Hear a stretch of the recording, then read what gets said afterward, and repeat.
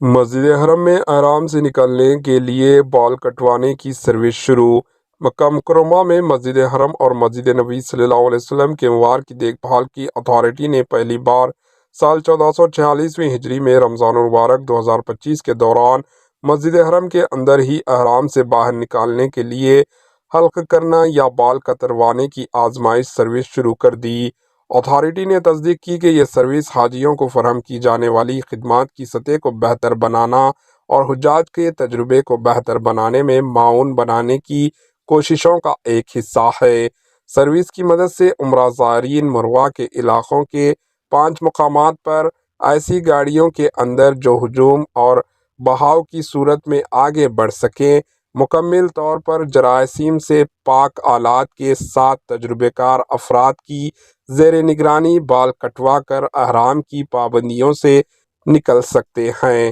Bureau report, H news.